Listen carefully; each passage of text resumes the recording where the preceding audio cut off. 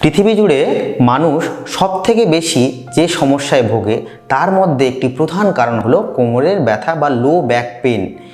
এই কারণের জন্য আমরা জেনারেল ফিজিশিয়ান থেকে পেন ফিজিশিয়ান, মেডিসিনের ডাক্তারবাবু, orthopaedic surgeon, psychiatrist, PMR, neurologist, yoga therapist সবার কাছেই যাতায়াত করি, কিন্তু এর খুব একটা ভালো রেমেডি পাওয়া যায় না। প্রপার ডায়াগনোসিস যদি না হয় তাহলে এই রোগ থেকে সম্পূর্ণভাবে মুক্তি পাওয়া অসম্ভব। প্রপার ডায়াগনোসিস কি? মানে পেশেন্টকে ক্লিনিক্যাল এক্সামিনেশন করা, পেশেন্টের প্রপার হিস্ট্রি নেওয়া এবং তার সাথে সাথে যদি দরকার লাগে তাহলে রেডিওলজিক্যাল ইনভেস্টিগেশন বা অন্য ইনভেস্টিগেশন করা। এই সমস্ত কিছু সমন্বয়ে আপনার প্রপার ডায়াগনোসিস বেরিয়ে আসবে।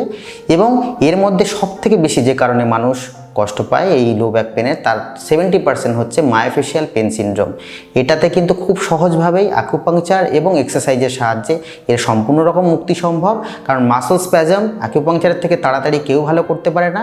এবং ক্রনিক পেন, ব্যথাতে অনেক দিন ধরে যদি কষ্ট পান, সেই সেন্সিটাইজেশন কমানোর জন্য, সেই নিউরোপ্লাস্টিসিটি কমানোর জন্য তাতেও অ্যাকুপাংচার খুব এফেক্টিভ। কারণ এর জন্য যে মেডিকেশনসগুলো দেওয়া হয় সেগুলো খুব toxic.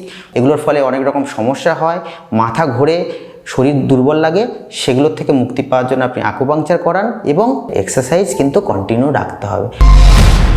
Second opinion, when all doors are closed.